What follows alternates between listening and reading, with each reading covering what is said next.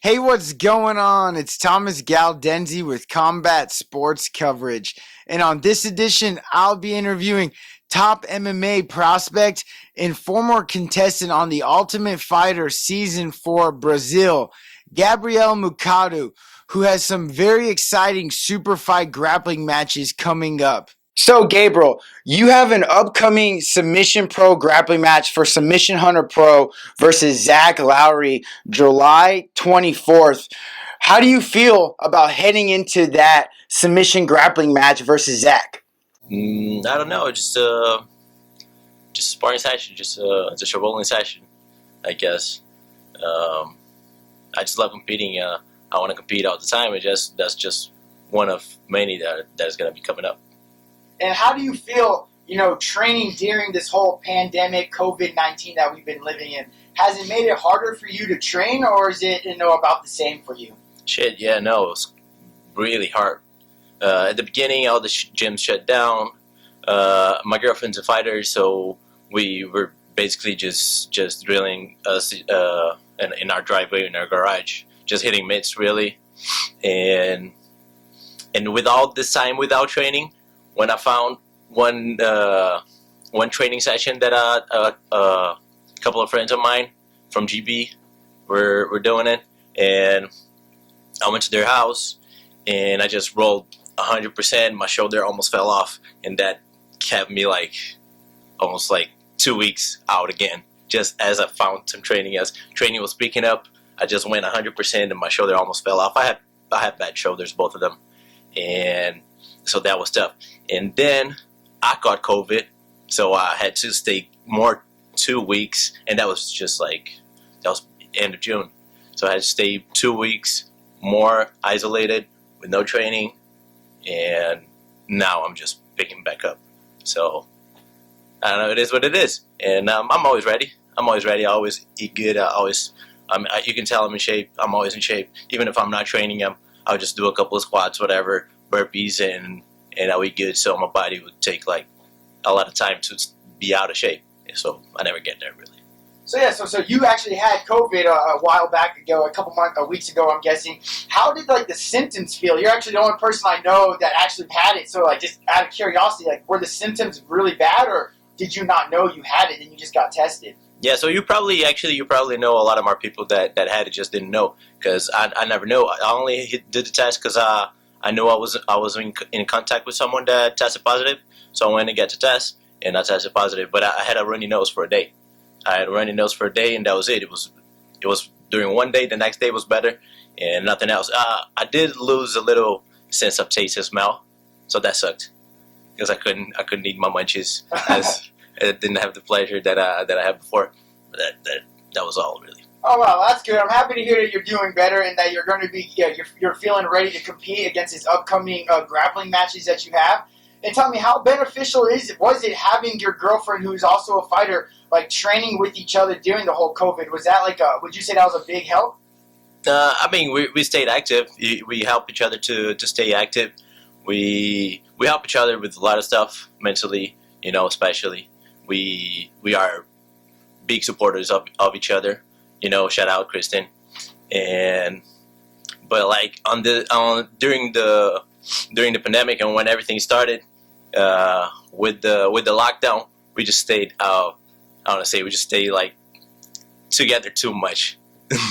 And we barely we almost got married, in a sense, and that was too much. It almost broke us, and now everything's better. Now she got an apartment, and we're away from each other a little bit, and that's a little better actually.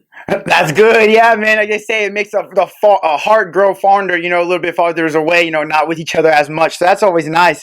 And you have another submission grappling tournament coming up for Combat Sports Coverage on July 1st. We actually have you as the main event for our 800 purple belt bracket, super fight bracket. And you're actually be going against, from what a lot of people are saying, who is actually one of the top picks to actually win our $800 bracket tournament for combat sports coverage, Bavalio. I think he's going to be a little bit bigger than you because I know in MMA you don't fight at 170 pounds. You're like at 145. And so do you think size in this tournament might be a factor that, you might be one of the smaller guys in the weight class?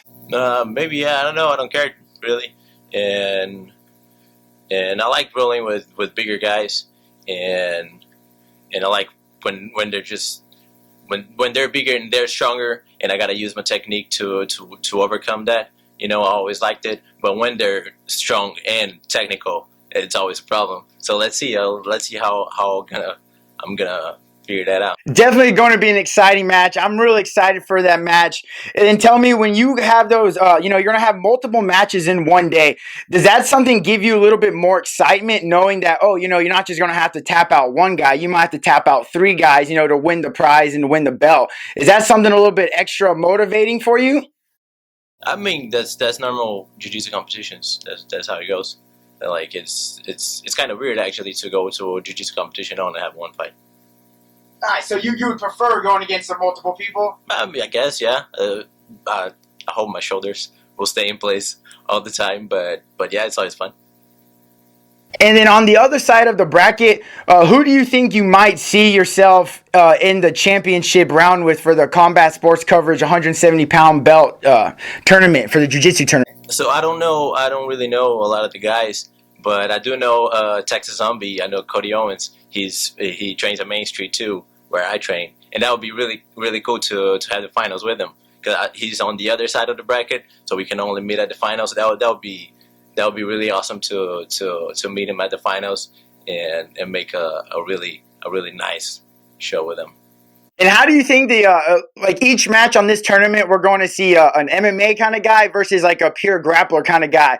Who do you think might have the advantage? It's grappling, so I would say the grapplers. We in MMA, you have to focus on a lot of things, and to be honest, I'm a striker. I'm a boxer, and actually, for a long time, I was scared of the ground. I would if I took someone down in an MMA fight, I would be terrified, even if I took them down and I was on top, And that changed a while ago, and I'm just really excited with my jiu-jitsu game lately. It's really ironically, so I come from Brazil, and I trained all my life in Brazil. I was a blue belt for 8 years, and ironically, when I came here to the U.S. to Houston, is when my jiu-jitsu game started to peak back up again, and I think that's just coming here and being the Brazilian kid, I had to know jiu-jitsu, And back in Brazil, I was always like, it was in my head, I was always, I'm a striker, I'm a boxer. So I shut down my own jiu-jitsu game, And when I got here, I was like, all right, I'm the Brazilian kid. I have to know some jiu-jitsu. I have to have something to show, And I started picking that back up. And just day after day, just started improving more and more and more. And I just looked at my game. I said, "Shit, I got a nice game. I got a cool game now." And that made me more excited to train more and learn more. And I'm really excited to where my grappling game is now. So I would give them just for being pure grapplers. It's their sport, but it's my sport too. Like I said, I've been a blue belt. I was a blue belt for 8 years. So I started grappling in 2008, I think. I started jiu-jitsu, so it's not new for me. I've been here for a while, but yeah, let's see.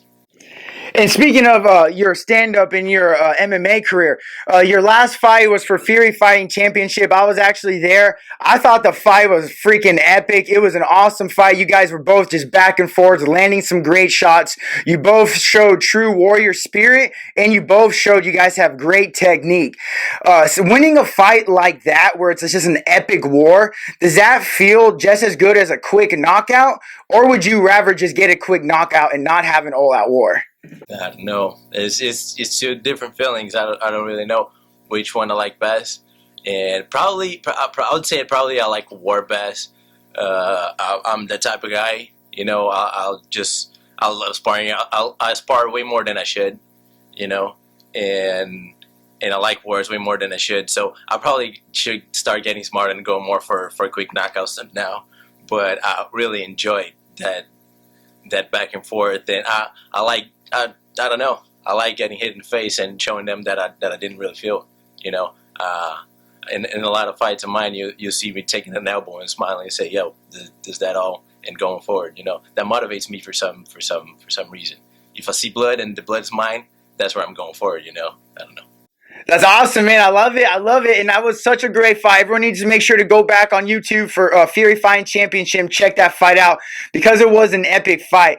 And how soon do you think we will see you maybe back in the cage? As soon as they put cage together, I did have my old Brazilian manager. Shout out Lucas Luchkas. He used to manage me when I was in Brazil, and he just DM'd me on Instagram about a fight in November. If I wanted to fight, he's a matchmaking. He's a matchmaker for the show, and he offered me a fight in November if I can. And if there's no shows here till then, I'm flying to Atlantic City to make a nice fight there. Oh, yeah, that's awesome, man. Yeah, we definitely be staying tuned and keeping our eyes on that fight. And hopefully it works out for you in November. And speaking of your MMA career and everything, you were on the Ultimate Fighter Season 4 for TUF Brazil. You were on. You had a fight to try to make it onto the show. You were a young age at that time, and you also only had 3 professional MMA fights at that time. But that's still a very big accolade to get on such a high stage, only being 3-0 and at a young, like a younger person in your lifetime. How did it feel like getting that opportunity to try out and to compete on that show? It's like I didn't belong. So it was a cool experience. It was a huge learning experience, and honestly, that was the first fight I ever dedicated to. I was 3-0, and that was 2014 when I made my 3rd fight. And I was in college. I was working at the time. I was working. I was in college, and I was just having fun. You know, I was training when I could, and I was honestly more partying than training. You know, and I was never dedicated until that point. And when I hit the TUF, I was like, "Oh shit, this is real." And even though I was 21 years old, even though I didn't dedicate as much as I should, it was in January, so it was right after New Year's, and New Year's is huge in Brazil. New Year's and Carnival was like our most fun holidays in Brazil.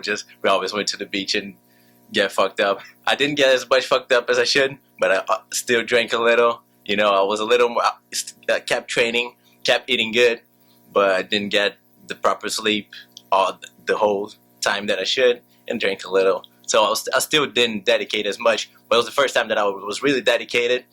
And even though when I got there, I just saw like grown men, like real fighters, you know, and I was like, shit, I'm different, you know. These people are different than me. These people are like, they only talk about fighting. They don't talk about going out, you know. They don't talk about girls, whatever. And I saw I was different, and that scared me a little bit, you know. And before I got into, you know, the doors that they kick open, that's the picture that you had. That's right after I opened the door. In that picture, what I'm thinking is like, man, it's really cool that I got in here. You know, like even if I lose, it's good that I got here at least. That's when I lost the fight.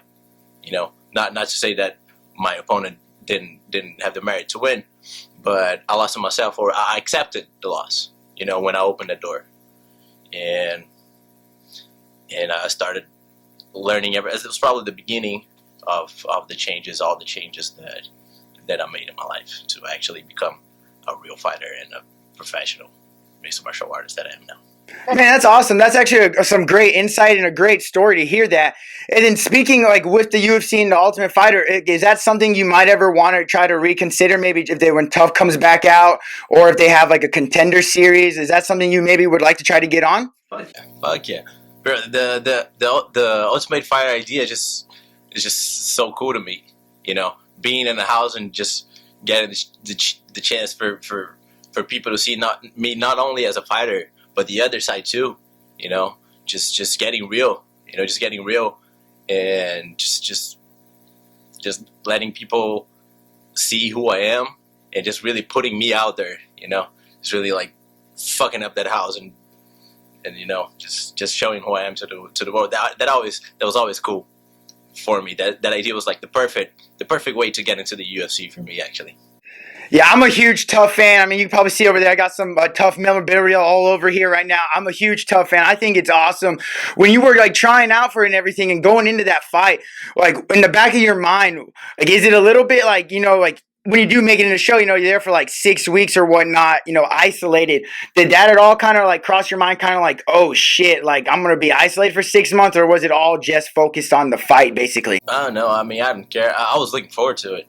I was really looking forward to it. And, actually, one thing I was like, fuck, I gotta stay on diet all the time. That I was thinking. But that was back then too. I was totally undisciplined in diet and everything. Now I wouldn't care. But that was the only thing that I was thinking, like, oh shit. But I was just looking forward to it. Honestly, when we got there in Vegas, they flew us to Vegas for the tryouts, and not for the tryouts, but for the first fight. And we it couldn't go out who was there. Media couldn't know who was there. So as we landed, they took our phones, and we had no internet access or anything. We had to stay in our rooms. We didn't even have the room key. It was one person per room, and all we had is like a window and the TV. That's all we had for 2 weeks. And the first week went like this. I enjoyed the first week. I was like, I'm just laying down here, big as bed, comfortable as hell. Training 2 times a day. We all went out, and one time in the morning, one time at night, and that was just the life for me. And then started getting old a little bit in the second week. And once we get into the house, all the fighters and all the shit that they put for us, all those activities, I was gonna have the time of my life, honestly. Man, that's awesome. I love hearing all this like inside stuff. I think it's super cool. And then I got to ask you, this weekend we have a huge UFC fight card. We'll see UFC 251. We have 3 title fights on that. And I just want to get your picks for those title fights. In the main event, we're going to see Kamaru Usman taking on a short rate replacement, George Masvidal, for the 170-pound UFC title. And I just want to get your pick for that fight and why. Man, that's going to be huge. It's going to be huge. And I don't like to pick fights like that. But so I see 2 scenarios. So Kamaru Usman and Masvidal. So Kamaru Usman didn't prepare at all for Masvidal, right? Masvidal brings a whole different style to that fight that he was preparing for, right? And that's dynamic kicks and dynamic striking, not being there that much. It's going to be popping in and out. And I think that's going to be hard for Usman, especially in the first rounds. But I think Usman would figure it out and start dominating him by late in the fight, But I see both winning. I don't know, and that may be too late. Maybe Kamaru Usman start dominating him by the 3rd or by the 4th, and that's not enough to pick up back in the scorecards, or he might start a little earlier. I see. So if I had to predict, I see a controversial decision. Oh, nice. Either way. I like that. I've never got that kind of answer before. I like that. That's cool. And then in the co-main event, we're going to see Max Holloway versus Volkanovski for the 145-pound title. Who do you have in that fight? Man, Max Holloway. I'm a huge fan of Max Holloway. And I don't know. I don't want to be unfair to Volkanovski. I hadn't really seen him fight that much to be a fan of his. But I'm a huge fan of Max Holloway. And his mantra is pretty much my mantra too. It is what it is. I just love that guy. So I hope Max Holloway. Well, I'll say Max Holloway then. I agree with that. I'm a huge Bless fan. I hope he wins that fight too. And then the other title fight we're going to see is at 135-pound. We'll see Jose Aldo taking on Peter Yan. And I just kind of want to get your fight for that. Oh man, I don't know. Very indecisive, sorry. But yeah, like Jose Aldo, but I don't know. It feels kind of late for him, right? He's been just fighting that much, and it's really fucking surprising, honestly, how high level he still is. After I don't know, 15 years at the top. 15 years just getting the top people at his weight class, whichever weight class he is at the moment. And Peter Yan is a young stud, and it's showing that he got some shit going on. So I hope Jose Aldo, but I don't know then. But I hope Jose Aldo. But if I go a reason, I would say Peter Yan. Awesome. Yeah, I cannot wait for the fights. They're going to be great. And, before I let you go and everything, do you have like any last words to maybe any of your followers or fans out? I want to raise attention to this Saturday, not only UFC, but Third Coast Grappling is making a show. Brian Marvin is going to be making an exhibition match with Gordon Ryan. That's going to be super cool. Brian Marvin, who's the head of Hands of Gracie here in Houston. Everybody must know him. If you're in Houston and you do jiu-jitsu, you've probably been at Hands of Sugarland at some point at the open mat. And just say thanks to Hands of Gracie too. I'm working with them for a while now. I'm going to be representing them at Submission Hunt Pro and at your show as well. And shout out Hands of Gracie. Shout out Main Street, Bob Perez, and everybody that's helped me here since I got here in Houston in some way. I appreciate all of y'all. I appreciate the shit out of y'all. And you will be always remembered. If anybody that ever helped me in any way, you'll never be forgotten. Well, thank you, Gabriel, for some of your time. And everyone needs to make sure to stay tuned to Gabriel's social media pages, wherein he'll be going to Submission Hunter Pro Grappling July 24th, just a few weeks away from now. All right, thank you. Everybody get your hands up.